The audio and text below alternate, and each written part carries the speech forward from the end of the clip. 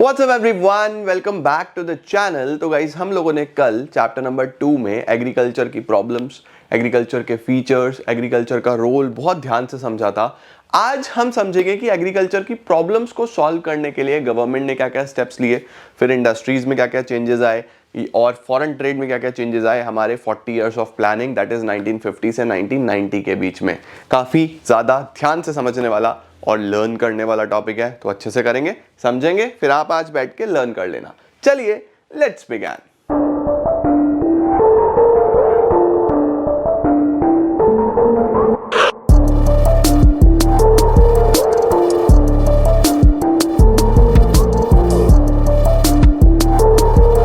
तो चलो यार शुरुआत करते हैं। देखो सबसे पहले एग्रीकल्चर में जो चेंजेस आए, जो बदलाव आए, उनको बोलते हैं एग्रेरियन रिफॉर्म्स। तो अगर आपके एग्जाम में एग्रेरियन रिफॉर्म्स लिखने को आए तो एग्रीकल्चर में जो गवर्नमेंट ने स्टेप्स लिए वो लिख के आने हैं। देखो क्या लिखा है, with a view to tackle the problems of Indian agriculture government has taken a series of reforms since independence. These reforms are popularly known as agrarian reforms. अब एग्रेरियन रिफॉर्म्स कितने प्रकार के थे बच्चों? तो वहां पे हम लोग बोलते हैं technical reforms, land reforms and general reforms. तो 3 रिफॉर्म्स है बेटा जो आपको ध्यान से समझने हैं। सबसे पहले स्क्रीनशॉट लो टेक्निकल रिफॉर्म्स का। क्या है सर हमारे पास टेक्निकल रिफॉर्म्स? देखो नाम में ही है टेक्निकल। टेक्नोलॉजी से रिलेटेड जो भी प्रॉब्लम्स आ रही थी उनको सॉल्व करने के लिए जो चेंजेस, जो गवर्नमेंट ने रिफॉर्म्स चलाए, उनको बोला गया टेक्निकल रिफॉर्म्स। सबसे पहला टेक्निकल रिफॉर्म्स में आता है the use of high yielding variety seeds, HYV seeds. देखो हमारे देश में जो सीड्स यूज होते थे वो बहुत ही कन्वेंशनल, बहुत ही बेसिक सीड्स यूज होते थे जिनकी प्रोडक्टिविटी खास नहीं थी और जिनसे प्रोडक्शन भी बस लिमिटेड ही होता था। तो हमारे देश में एक बहुत बड़ा रेवोल्यूशन आया जिसको बोला गया ग्रीन रेवोल्यूशन। अभी हम इसी चैप्टर में उसको आगे डिटेल में भी पढ़ेंगे। ग्रीन रेवोल्यूशन में क्या हुआ, जो नॉर्मल सीड्स हैं उनको रिप्लेस करके high yielding variety seeds use करे गए। हाई यील्डिंग वैरायटी सीड्स का क्या मतलब होता है? वो सीड्स जिनमें यील्ड बेटर होता है, जिसमें प्रोडक्टिविटी बेटर होती है, फसल अच्छी होती है। तो सबसे पहला रिफॉर्म तो यही था कि टेक्नोलॉजी में चेंज आया, नॉर्मल सीड को रिप्लेस कर दिया गया कौन से सीड से? HYV सीड से। ठीक है, देखो लिखा हुआ है HYV seeds have replaced conventional variety specially relating to wheat, bajra, rice, maize, jowar and cotton. ठीक है। दूसरा the use of chemical fertilisers. अब धीरे धीरे हमारे देश में केमिकल फर्टिलाइजर्स बढ़ने लगे जिससे क्या होता था? फर्टिलिटी बढ़ती थी। फर्टिलिटी बढ़ती थी तो ज्यादा हमें आउटपुट देखने को मिलता था। ठीक है। तीसरी चीज the use of insecticides and pesticides. देखो इंसेक्टिसाइड्स और पेस्टिसाइड्स, छोटे छोटे इंसेक्ट्स होते हैं जो फसल को खराब करते हैं, छोटे छोटे पेस्ट होते हैं जो फसल को खराब करते हैं, एक तरीके के कीड़े होते हैं। तो इन कीड़ों से बचाने के लिए हमने क्या यूज करे? इंसेक्टिसाइड्स और पेस्टिसाइड्स, क्योंकि फसल बचानी तो जरूरी है। अगर इस तरीके से कीड़े लग जाएंगे, फसल बचेगी नहीं, तो फिर किसान रोटी कहां से खाएगा, है ना? और देश में कहां से आएगी फसल? तो इंसेक्टिसाइड्स और पेस्टिसाइड्स का बहुत मेजर रोल रहा फॉर क्रॉप प्रोटेक्शन। चौथा क्या आता है बेटा? Scientific farm management practices. अब हमने नई नई हमारे फार्मर्स ने नई नई साइंटिफिक टेक्निक सीखी फार्म को अच्छे से मैनेज करने के लिए, लैंड को अच्छे से मैनेज करने के लिए। बहुत सारी इस तरीके के सिस्टम्स डेवलप हुए जिसमें हमारे किसानों ने चीज़ें अडेप्ट करनी चालू करी और ग्रोथ हमें देखने को मिली एग्रीकल्चर सेक्टर में। जैसे कौन सी क्रॉप ग्रो करनी है, कौन सी क्वालिटी की, मार्क कर देता हूं मैं।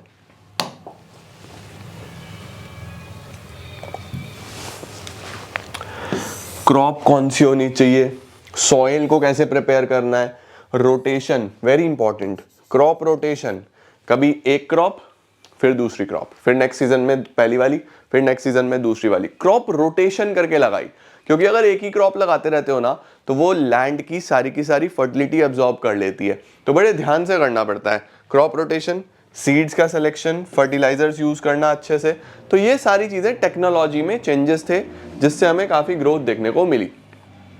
लैंड रिफॉर्म्स बेटा, जमीन से जुड़ी हुई जितनी भी प्रॉब्लम्स थी, जैसे जमींदार थे जो हमारे, जो जमींदारी सिस्टम था जिसके ऊपर बहुत सारे डिस्प्यूट्स हो रहे थे, जिसमें मेजर लड़ाई झगड़े हो रहे थे, जिसके अंदर लैंडलॉर्ड और टेनेंट कॉन्फ्लिक्ट्स हो रहे थे, तो वो इंटरमीडियरी सिस्टम खत्म करने का प्रयास करा गया। द अबॉलिशन ऑफ इंटरमीडियरीज, हटा दिए गए इंटरमीडियरीज। गवर्नमेंट ने बोला जो काम करेगा वही मालिक होगा जमीन का। ये चीजें खत्म करो कि यार काम कोई कर रहा है, मालिक कोई है, ये चीज नहीं चलेगी। दूसरा रेगुलेशन ऑफ रेंट। रेंट अगर आप किसी से काम भी कराते हो तो आप अब उससे कुछ भी, ये ऐसा नहीं है कि आप कुछ भी चार्ज कर सकते हो। पहले तो यही चल रहा था कि कुछ भी चार्ज कर लो, ऐसा नहीं है। अब बोला गया रेंट मैक्सिमम कितना होगा,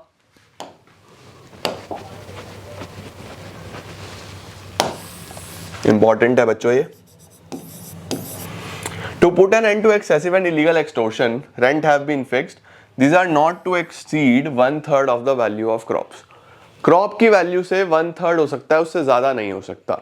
नेक्स्ट है बेटा कंसोलिडेशन ऑफ होल्डिंग्स। देखो कंसोलिडेशन का क्या मतलब होता है, कंसोलिडेशन का मतलब होता है इकट्ठा करना। आपने एक प्रॉब्लम पढ़ी थी, small and scattered land holdings. Small and scattered land holdings का क्या मतलब था कि जो जमीन का टुकड़ा था वो या तो छोटे छोटे थे या बहुत ज्यादा स्कैटर्ड थे, बिखरे हुए थे, एक जगह से दूसरी जगह बहुत दूर दूर थी हमारी जमीनें। तो गवर्नमेंट ने क्या प्रयास किया, गवर्नमेंट ने प्रयास किया कि इकट्ठी करी जाए, है ना। अब जैसे सपोज करो कि ये जमीन का टुकड़ा है, ए का एक यहाँ है, एक यहाँ है, ठीक है, ये ए का, बी का एक यहाँ है और एक यहाँ है। तो ए को बोला गया भाई तू ये पूरी ले ले, बी को बोला गया भाई तू ये पूरी ले ले। तो इस तरीके से कंसोलिडेट करने की कोशिश करी गई, कंसोलिडेट करने की कोशिश करी गई। तो क्या हुआ, जमीन पास पास होने लगी, कल्टीवेट करना आसान हो गया, प्रोडक्टिविटी बढ़ी, आउटपुट बढ़ा। तो देखो क्या लिखा है, to reduce fragmentation steps have been initiated for consolidation.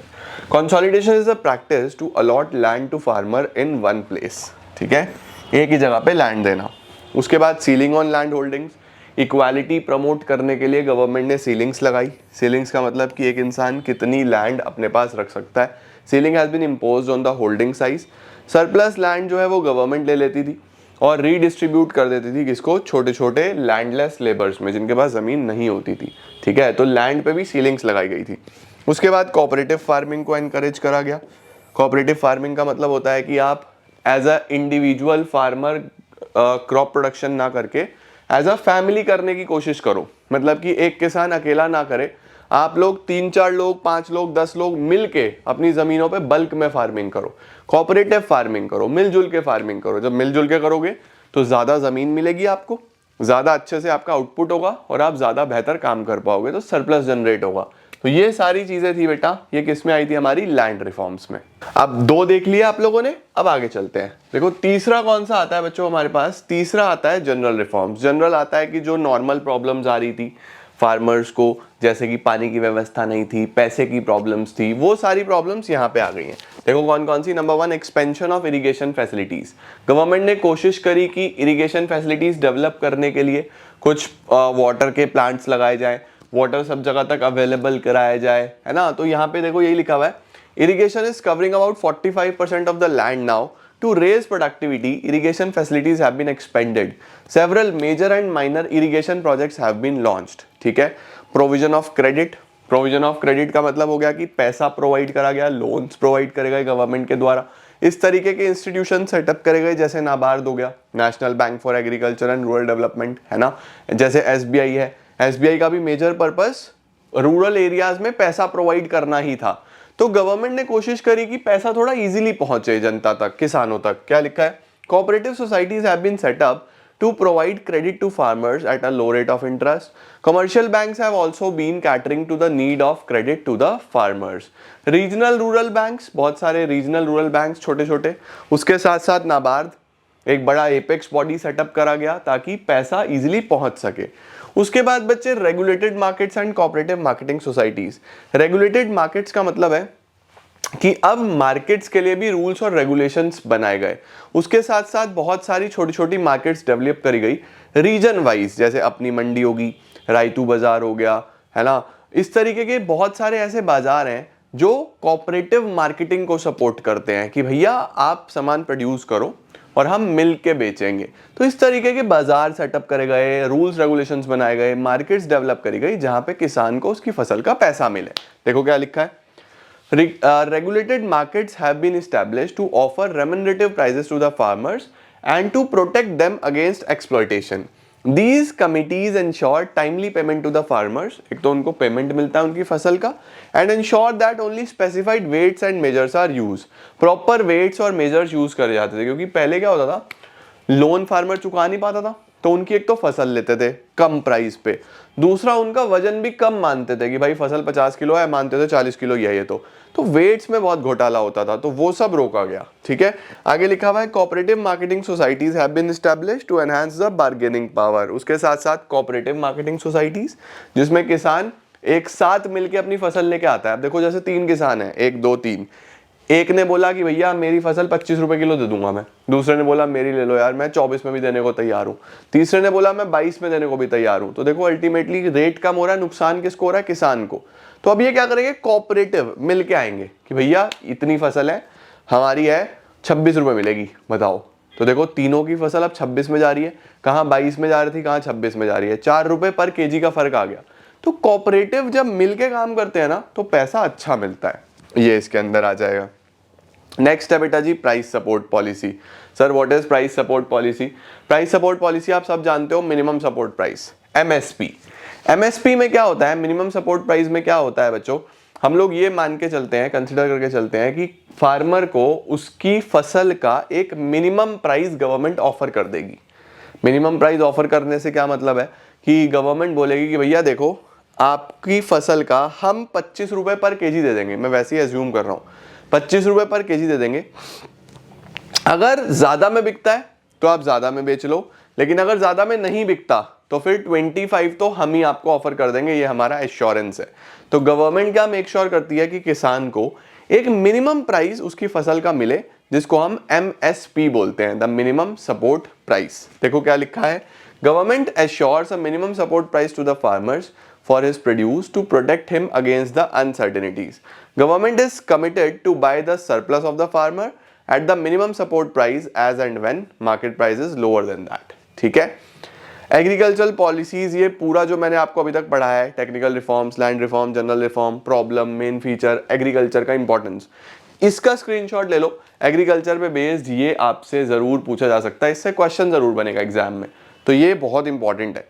ठीक है, आओ अब चलते हैं ग्रीन रेवोल्यूशन पे। Sir what is green revolution, green revolution होता क्या है? देखो बच्चों ग्रीन रेवोल्यूशन मैंने आपको अभी बताया कि मेजर व्हीट में बहुत बड़ा रेवोल्यूशन आया था हमारे देश में। ये कब आया था सर? देखो ये 2 फेसेस में आया। फर्स्ट फेज में मिड 1960s में, यानी 1965-66, और सेकंड फेज में मिड 70s में, 75-76। ठीक है, इसमें क्या हुआ, इसमें हमारे किसानों ने नॉर्मल सीड को छोड़ के HYV सीड्स को अडॉप्ट किया। ठीक है, देखो क्या लिखा है, green revolution refers to large increase in the production बढ़ा due to use of HYV seeds. ठीक है, the green revolution is a spectacular advancement in the field of agriculture. Agriculture को बहुत इंक्रीज हुआ, इससे बहुत ग्रोथ मिली और काफी हम आगे बढ़ गए। The new agricultural strategy was adopted in India during the 3rd plan. तीसरे प्लान में न्यू एग्रीकल्चरल स्ट्रेटेजी अडॉप्ट करी गई। During the 1960s, the traditional agricultural practices was gradually replaced by modern technology. ये बहुत इंपॉर्टेंट लाइन है, इसको जरूर लिख के आना। 1960s में ट्रेडिशनल तरीकों को हटा के मॉडर्न टेक्नोलॉजी को यूज करा गया। ठीक है, the aim of this strategy was to raise the production and productivity. Production बढ़े, प्रोडक्टिविटी बढ़े। सही है, आगे क्या लिखा हुआ है, फर्टिलाइजर्स अच्छे यूज करेंगे, अच्छी क्रेडिट, अच्छी मार्केटिंग फैसिलिटीज, ये इसका मेन पर्पस था। देखो क्या लिखा हुआ है, कब कब आया ये, first phase, second phase. First phase mid 60s, second phase mid 70s। ठीक है, परफेक्ट। देखो the use of HYV seeds was restricted to more affluent states. पहले फेज में ये कुछ सेलेक्टिव स्टेट्स तक था, जैसे पंजाब, आंध्र प्रदेश, तमिलनाडु। फर्दर धीरे धीरे इसने आगे भी सेकंड फेज में ये काफी आगे बढ़ा, लार्ज नंबर ऑफ स्टेट्स तक बढ़ा और काफी ज्यादा वैरायटी ऑफ क्रॉप्स इसने कवर करे। फर्स्ट फेज में सिर्फ व्हीट ही मेजर था जो कवर्ड था इसके अंदर। इसका भी स्क्रीनशॉट ले लो बच्चों। अब आता है ग्रीन रेवोल्यूशन की जरूरत क्यों पड़ी थी, क्या नीड थी कि ग्रीन रेवोल्यूशन की हमें जरूरत पड़ी, HYV सीड्स को हमें यूज करना पड़ा, ऐसा क्या था? देखो बच्चों सबसे पहली जो प्रॉब्लम थी वो ये थी कि हम स्टेगनेंट थे, बहुत स्लो ग्रोथ थी। देखो at the time of independence हमारी 75% जनसंख्या एग्रीकल्चर पे डिपेंडेंट थी, 75% पॉपुलेशन उस पर डिपेंडेंट थी एग्रीकल्चर पे।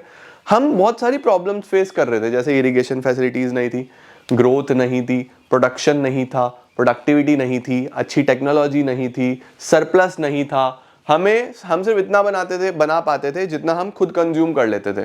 तो बेचे क्या भाई, बफर नहीं होता था कुछ भी। तो देखो क्या लिखा है, India's agriculture vitally dependent on monsoon, पानी के लिए मॉनसून पे डिपेंडेंट होते थे और बड़ी ही दिक्कत होती थी in case of shortage, storage नहीं है ये, shortage, in case of shortage of monsoon farmers had to face a lot of trouble. उसके बाद मैंने आपको बताया प्रोडक्टिविटी नहीं थी, आउटडेटेड टेक्नोलॉजी थी, तो इन सबसे बचने के लिए ग्रीन रेवोल्यूशन लाना ही पड़ा और कोई हमारे पास ऑप्शन नहीं था। स्टैग्नेशन था, बहुत ज्यादा स्लो ग्रोथ थी। अच्छा, अब ग्रीन रेवोल्यूशन से क्या हुआ सर? ग्रीन रेवोल्यूशन से बच्चों काफी फायदे हुए। नंबर 1, हमें सरप्लस मिल गया। सरप्लस का मतलब इतनी अच्छा आउटपुट ग्रोथ हमें देखने को मिला कि हमारे पास अब मार्केटेबल सरप्लस था। मार्केटेबल सरप्लस मींस हम अपने देश को तो आराम से खाना खिला ही सकते हैं, उसके अलावा हम एक्सपोर्ट भी कर सकते हैं। हमारे पास अब इतना सरप्लस हो गया था। तो ग्रीन रेवोल्यूशन के आने से काफ़ी फायदे हुए, प्रोडक्शन बहुत तेज़ी से बढ़ा, गुड क्वालिटी हमें प्रोड्यूस मिलने लगा और हम अब बाहर भी बेच सकते थे, हम सेल्फ रिलायंट होते दिखाई दे रहे थे। तो वो चीज़ें यहाँ पे लिखी हुई हैं। The growth in agricultural output makes a difference to the economy only when a large proportion is sold in the market. Fortunately, a good proportion of rice and wheat produced during the Green Revolution, it was sold by the farmers in the market. Number 2, buffer stock होने लगा अब हमारे पास। buffer stock का मतलब हम बाजार में भी बेच सकते हैं, उसके साथ साथ हम क्या कर सकते हैं, उसको स्टॉक करके भी रख सकते हैं कि कभी फ्यूचर में फूड की शॉर्टेज हो तो हम यहाँ से आराम से कवर कर सकते हैं। तो अब हमें शॉर्टेज से भी डरने की ज़रूरत नहीं थी क्योंकि हमारे पास खूब सारा स्टॉक मेंटेन था। तो नंबर 1 सरप्लस हो गया, दूसरा स्टॉक मेंटेन हो गया, तीसरा लो इनकम ग्रुप्स को काफ़ी फायदा हुआ। सर लो इनकम ग्रुप्स को कैसे फायदा हुआ? देखो बच्चों, जब भी मार्केट में किसी भी चीज़ की सप्लाई खूब मात्रा में हो जाती है, मार्केट में कोई भी चीज़ अच्छे तरीके से अवेलेबल हो जाती है तो उसके प्राइजेस कम हो जाते हैं। देखो किसी भी चीज़ की शॉर्टेज हो, अगर सपोज हमारे पास व्हीट राइस मार्केट में अवेलेबल ना हो, कम हो, तो महंगा रहेगा, और अगर अच्छे से बढ़िया क्वांटिटी में अवेलेबल हो फिर क्या होगा, फिर अपने आप सस्ता हो जाएगा या नहीं हो जाएगा। तो देखो ये लिखा हुआ है बड़ा clearly, large proportion was sold by the farmers in the market, their prices declined relative to other items of consumption. Price काफी कम होने लगा और जो लो इनकम ग्रुप है, जिनके पास पैसा नहीं है, थोड़ी इनकम कम है, वो आराम से अब इसको अफोर्ड कर पा रहे थे। तो 3 मेजर बेनिफिट्स क्या लिख के आओगे एग्जाम में? सरप्लस हमें देखने को मिला, बफर स्टॉक हो गया और बेनिफिट मिला लो इनकम ग्रुप्स को। ठीक है, इसका भी स्क्रीनशॉट ले लो। सर रिस्क क्या होते थे? क्या कोई रिस्क होता था? बिल्कुल होता था बच्चों। सबसे पहला रिस्क होता है पेस्ट अटैक। पेस्ट अटैक का क्या मतलब है सर? पेस्ट अटैक का मतलब है कि देखो जब फसल अच्छी होगी तो कीड़े भी अच्छे लगेंगे। सीधी सी बात है यार।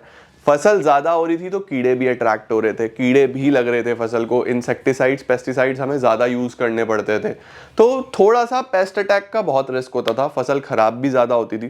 पहला रिस्क तो ये था। दूसरा रिस्क ये था कि यार ये जो सीड्स है ना, HYV सीड्स, ये महंगे होते थे। दूसरा, इनको पानी ज्यादा चाहिए होता था। तो जो अमीर किसान है वो तो इसको अफोर्ड कर सकता है, जो गरीब किसान है वो इसको अफोर्ड ही नहीं कर सकता। तो जो गरीब किसान है वो बेचारा मारा जाएगा। अमीर पहले से ही अमीर है, वो और HYV सीड्स ले आया और ज्यादा प्रोडक्शन और पैसा कमाएगा और अमीर होता चला जाएगा। गरीब पहले ही उसके पास थोड़ी सी फसल है, ज्यादा फसल है नहीं, वो उसमें ज्यादा पैसे कमाना चाहता है, लेकिन क्योंकि जो HYV सीड्स वाला किसान है उसके पास ज्यादा फसल है, वो कम रेट पे भी बेच सकता है, तो ये तो बेचारा मारा जाएगा। तो HYV सीड्स ने क्या करा, इनइक्वालिटीज क्रिएट कर दी। अमीर और अमीर होता जा रहा है, गरीब बेचारा अफोर्ड ही नहीं कर पा रहा, वो और गरीब होता जा रहा है। तो यहाँ पे इनइक्वालिटीज का रिस्क बहुत ज्यादा था। तो 2 रिस्क थे। नंबर 1 पेस्ट अटैक बहुत ज्यादा होता था, नंबर 2 इनइक्वालिटीज बहुत ज्यादा क्रिएट होती जा रही थी। तो देखो लिखा हुआ है, the HYV crops were more prone to attack of the pests, so there was a risk that small farmers who adopted this technology could lose everything. Risk था जो गरीब किसान किसी तरीके से इसको लेके आया वो शायद सब कुछ खो सकता था। उसके बाद there was a risk that costly inputs required, क्योंकि महंगा था, will increase the disparities between small and big farmers. ठीक है, इसके बाद बच्चों ग्रीन रेवोल्यूशन के कुछ लिमिटेशंस हैं। क्या लिमिटेशंस हैं ग्रीन रेवोल्यूशन के? देखो सबसे पहले तो लिमिटेड क्रॉप्स। ये जो ग्रीन रेवोल्यूशन था वो मेनली व्हीट और राइस तक रेस्ट्रिक्टेड था, ज्यादा क्रॉप्स तक ये स्प्रेड ही नहीं हुआ। ये लिमिटेड क्रॉप्स तक शुरू हुआ और लिमिटेड क्रॉप्स पे ही सीमित होकर खत्म हो गया। ज़्यादा क्रॉप्स तक स्प्रेड नहीं हो पाया, तो ये थोड़ी सी प्रॉब्लम रही, इनइक्वालिटीज इसमें भी बढ़ी। दूसरा problem uneven spread. Uneven spread का मतलब ये होता है कि पूरे देश में इवनली सेम तरीके से स्प्रेड नहीं हुआ, अनइवन वे में स्प्रेड हुआ। किसी पार्ट को ज़्यादा फायदा, किसी पार्ट को कम फायदा, किसी पर्टिकुलर एरिया को ज़्यादा फायदा, किसी एरिया को कम फायदा। तो इसका स्प्रेड बहुत ज़्यादा नहीं हो पाया, बहुत ज़्यादा नहीं फैला, बस ठीक है, हाँ रहा, अच्छा रहा, उससे ज़्यादा कोई फ़र्क नहीं पड़ा। सिर्फ कुछ एरियाज़ को बहुत ज़्यादा फायदा हुआ, कुछ एरियाज़ को बहुत कम फायदा हुआ, तो इनइक्वालिटी इससे भी बढ़ी। तीसरा, लिमिटेड फार्मिंग पॉपुलेशन। इसका बेनिफिट सिर्फ लिमिटेड फार्मिंग पॉपुलेशन तक हुआ। जो अमीर किसान है, जो आसानी से अफोर्ड कर पाया, उसको मेजर फायदा हुआ इसको। जो गरीब किसान है, जो बेचारा अफोर्ड नहीं कर सकता, उसको इससे कुछ खास फायदा हमें देखने को नहीं मिला। इकोनॉमिक डिवाइड, बल्कि इसने एक इकोनॉमिक डिवाइड क्रिएट कर दिया, दो ग्रुप्स बना दिए, एक रिच और एक पुअर। रिच फायदे में जा रहा है, पुअर बेचारा नुकसान में जा रहा है, तो बहुत ज़्यादा हमें बेनिफिट इससे देखने को नहीं मिला। देखो लिमिटेशन हर चीज़ में होती है, तो लिमिटेशंस यहाँ भी थी। Number 1, limited crops, wheat rice तक रहा, अनइवन स्प्रेड रहा, सब रीजन्स में नहीं गया। पंजाब, हरियाणा, महाराष्ट्र, तमिलनाडु में तो शानदार रहा, लेकिन UP, eastern UP, Bihar, Madhya Pradesh, वहाँ इसका इम्पैक्ट ना के बराबर था। फार्मिंग पॉपुलेशन, सिर्फ रिच फार्मर्स को मदद दे पाया, ये गरीबों तक नहीं पहुंचा। उसके बाद ग्रीन रेवोल्यूशन में इकोनॉमिक डिवाइड हो गया, the gap between rich and poor has substantially Ryzen. ठीक है, इसी के साथ बच्चों हमारा ग्रीन रेवोल्यूशन भी समाप्त हो जाता है और फार्मिंग वाला पार्ट भी समाप्त हो जाता है, एग्रीकल्चर वाला पार्ट भी समाप्त हो जाता है। अगली क्लास एक और लगानी पड़ेगी हमें इसके अंदर, जिसमें हम इंडस्ट्री और फॉरेन ट्रेड को कवर करेंगे। मैंने सोचा था कि 2 पार्ट्स में हो जाएगा, बट नहीं, थोड़ा डिटेल्ड चैप्टर है, मैं जल्दी भी नहीं कर सकता, मुझे जितना टाइम इसमें लगाना है वो लगाना ही पड़ेगा। तो एक क्लास और लगाएंगे अभी, और आज नहीं हो पाएगा, कल ख़त्म करेंगे, and then will start with chapter number 3। Alright, thank you so much guys for joining in. कल मिलता हूँ और चीज़ों के साथ, और अच्छे से समझने की कोशिश करेंगे। तब तक आप अपनी बुक्स में से इतना रीडिंग कर लो, लर्न कर लो और पैकअप कर लो इतना। Thank you so much everyone.